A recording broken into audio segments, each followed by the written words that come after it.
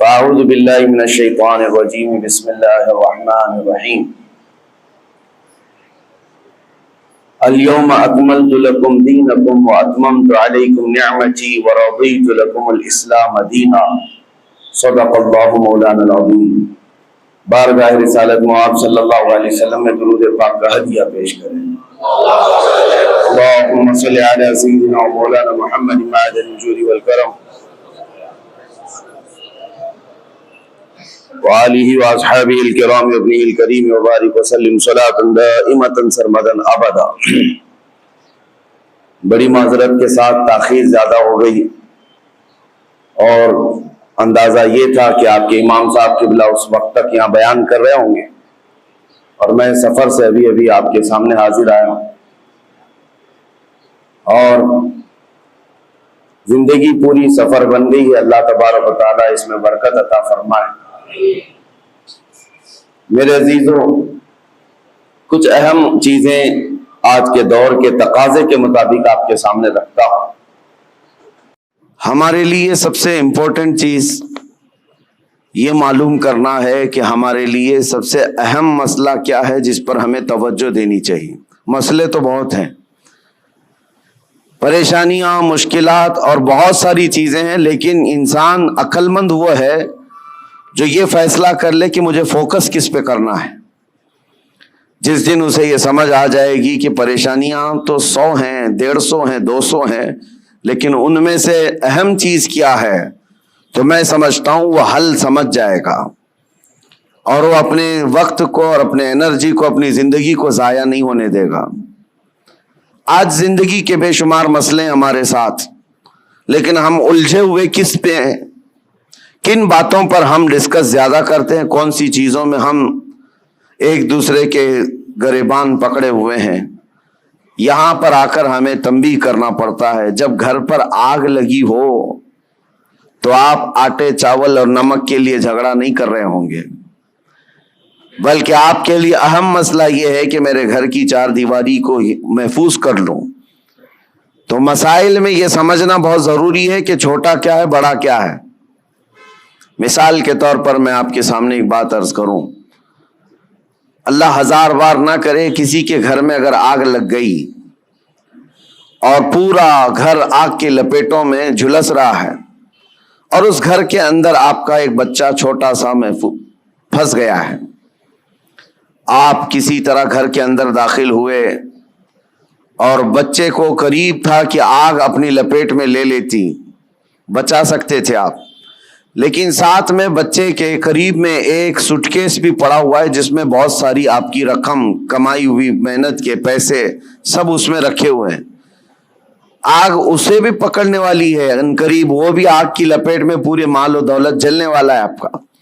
اب فیصلہ آپ کے پاس ہے، وقت بہت شارٹ ہے، ایک طرف وہ پیسوں کی اور بہت سارے مال کا سوٹ کیس ہے اور ایک طرف آپ کا عزیز از جان بچہ ہے۔ کس کو بچانا چاہیے؟ ایک عقل رکھنے والا بندہ، صاف سی بات ہے، وہ سوٹ کیس کی طرف نہیں دیکھتا بلکہ اپنے جان سے زیادہ پیارے بچے کی جان کی حفاظت کرتا ہے، کیونکہ عقل میں اتنی بات تو ہے، اتنا سینس سب کو ہے کہ مال پھر کمایا جا سکتا ہے لیکن جان بچانا زیادہ ضروری ہے۔ اگر بچہ ہمارا بچ گیا تو مال پھر سے آ جائے گا۔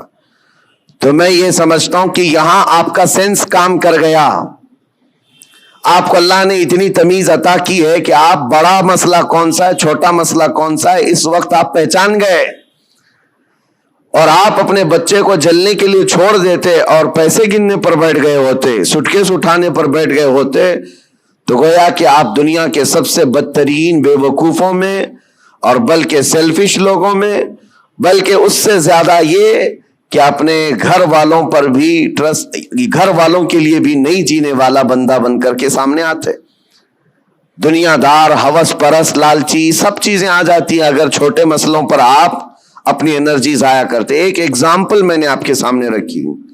اس طرح میرے عزیزوں، آج امت کے بے شمار مسائل ہیں، امت کن کن مسئلوں سے گھری ہوئی ہے، ہمیں ان چیزوں پر ڈسکس کی بجائے آج باضابطہ طور پر مائنڈ ڈائیورٹ کر کے چھوٹے مسئلوں پر لگایا جاتا ہے۔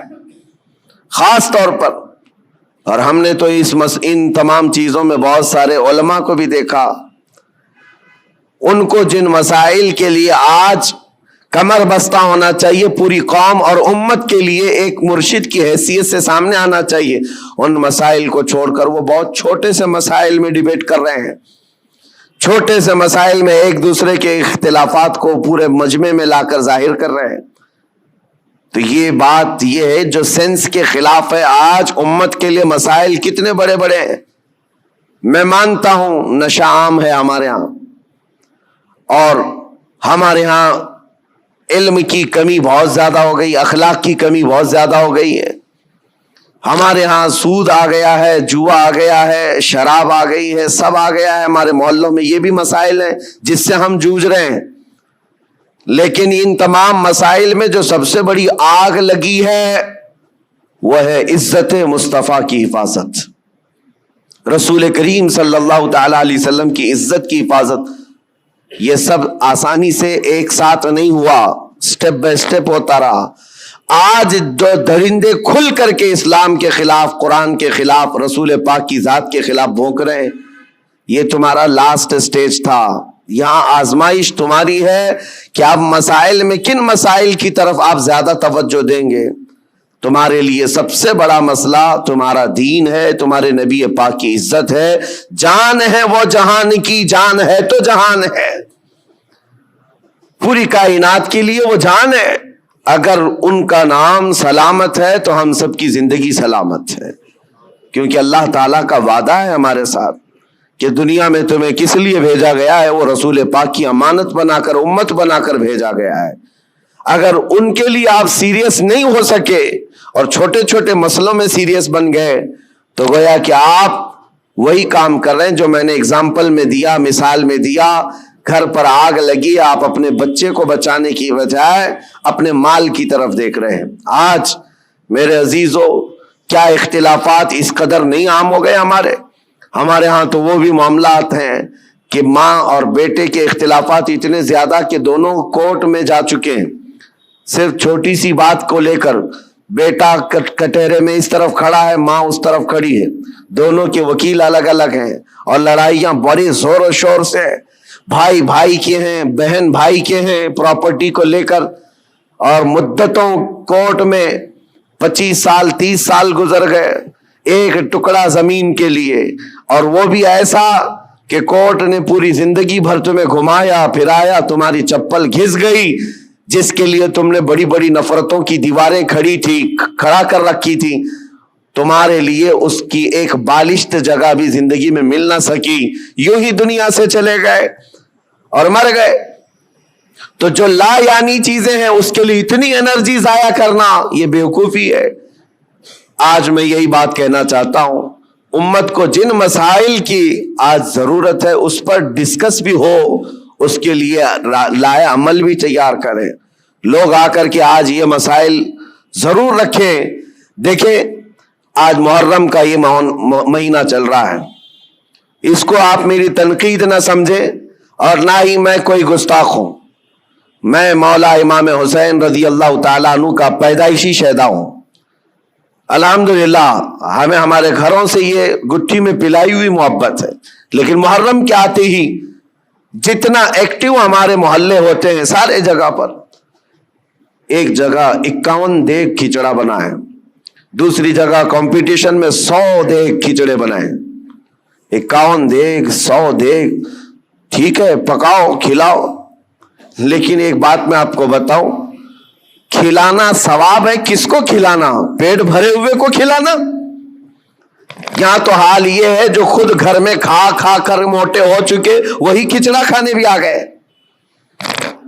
کوئی ایسا بندہ تو ہمیں نظر نہیں آیا جس کے گھر میں ایک روٹی بھی نہیں ملتی اور وہ آ کر کے کھا گیا ہو، تو اس کے لیے ثواب ہی ثواب ہے۔ غربا اور مساکین کو کھلانا بہت بڑا ثواب ہے۔ سرکار غوث پاک نے تو فرمایا، میں نے ساری نیکیاں الٹ پلٹ کر دیکھ لیا، صرف 2 نیکیاں ایسی نظر آئی جو رحمان کو سب سے زیادہ محبوب ہیں، انہوں نے اپنے ملفوظات میں لکھ دیا ہے، فرماتے میں نے ساری نیکیاں چھان کر دیکھ لی، 2 نیکیاں جو سب سے زیادہ اللہ کو پسند ہے، ایک بھوکوں کو کھلانا، دوسرا ننگوں کو کپڑا پہنانا۔ لیکن یہ شرط بتائی کہ بھوکوں کو کھلانے کا مطلب یہ ہے کہ جو غربت اور افلاس کی وجہ سے کھا نہیں پاتا. میرے اس کہنے کا مطلب یہ نہیں ہے کہ امیر لوگ کھچڑا نہیں کھا سکتے, تبرک نہیں کھا سکتے ہیں. ہم بھی کھاتے ہیں, آپ بھی کھائیں, سارے لوگ کھائیں. لیکن میرے عزیزو, ہمارا کل اثاثہ لا کر کے کیا انہی ساری چیزوں پر ہی خرچ کرنا ہے؟ امت کے لیے ایسے مسائل ہیں, پورے محلے میں گھوم پھر کر کے ہم دیکھ لیں, ہمارے لیے, ہمارے بچوں کے لیے کوئی ایسا کوچنگ سینٹر نہیں ملتا جہاں پر غریب بچوں کو پڑھا کر کے IAS یا IPS تک کی تعلیمات دی جا سکے. اس کے لیے کوئی سوچتا بھی نہیں. اور نہ ہی کوئی ایسا ادارہ ملتا ہے محلوں میں کہ بچہ ہمارا اسکول جاتا ہے, کالج جاتا ہے تو ساتھ میں چل کر کے حافظ قرآن بھی بن جائے. ڈھونڈ کر کے نکالو, نہیں ملتے. ہماری لاکھوں کی ایک مشت رقم جو ہے صرف ہمارے ایک وقت کے کھانے میں چلی جاتی ہے. ایک وقت کے کھانے میں آپ کو یہ بات اس لیے عرض کر رہا ہوں, جب مسائل بہت زیادہ ہیں تو جو امپورٹنٹ مسئلہ ہے اس پر اپنی انرجی خرچ کرنا چاہیے, اس پر ڈسکس بھی ہو اور اس کے لیے عمل بھی ہو. اور ایک بات میں آپ کو بتاؤں, اسرائیل کی ایک پرائم منسٹر لیڈی رہ چکی ہے, اس کا ایک انٹرویو ایک پترکار نے, ایک صحافی نے لیا تھا, جس کو بعد میں چل کر کے کئی سالوں کے بعد لیک کیا گیا. اس نے انٹرویو میں جو پوچھا تھا اس لیڈی سے جو پرائم منسٹر تھی اسرائیل کی, کہا کہ آپ کی بہت بڑی مخالفت ہو رہی ہے کہ آپ ایک ایسی پالیسی پر عمل کر رہی ہیں جس سے پورا ملک جو ہے آپ کے ساتھ نہیں کھڑا ہے. پارلیمنٹ کے جتنے ممبر ہیں وہ آپ کے لیے اتفاق نہیں رکھتے. کیا بات ہے؟ کہا یہ وہ دور تھا جب اسرائیل میں کرائسس تھے, مال کی کمی تھی, لوگوں کے ہاں بزنس نہیں تھا, تجارت نہیں تھی اور جاب نہیں تھے. اس وقت جو پرائم منسٹر ہے وہ اسلحات کی ڈیل کر رہی تھی, ڈیفنس کے سامان اسلحے خرید رہی تھی اور اس پر سگنیچر ہو رہے تھے, ایگریمنٹ بن رہے تھے. تو پارلیمنٹ کے بہت سارے لوگ اس کی مخالفت کر رہے تھے. آج ضرورت کس بات کی ہے اور تم کیا کر رہی ہو؟ کھانا پانی ان کو نہیں مل رہا ہے, ان کو کھانے پانی کا انتظام کرواتے, نہ کہ تم جو ہے ڈیفنس کے ہتھیار خریدتی. اس خاتون نے کہا سب کی مخالفت جھیل لیا لیکن مجھے جو کرنا تھا میں کر گئی. اس پر اس اینکر نے پوچھا کہ آپ ایسا کام کیوں ضد پر کر رہی ہیں؟ سنو میرے عزیزو, وہ یہودن ہے, یہودی, اسرائیل کی رہنے والی, اور پرائم منسٹر کہتی ہے میں یہ کام جو کر رہی ہوں اس کام میں انسپائر ہوں, بہت زیادہ متاثر ہوں تو پروفیٹ محمد صلی اللہ علیہ وسلم سے, مسلمانوں کے رسول محمد صلی اللہ علیہ وسلم سے. کہا وہ کیسے؟ کہا کہ انہوں نے زندگی میں جو اسلامک سلطنت اسٹیبلش کر دی مدینہ طیبہ میں, حالات ان کے بھی اس وقت ایسے تھے کہ ایک کھجور پر ان کے صحابہ پورا دن گزار لیتے تھے, گٹھلی چوس کر کے رہ جاتے تھے. ایک پیالہ دودھ کا مل جاتا تو 10 لوگ پی لیتے تھے.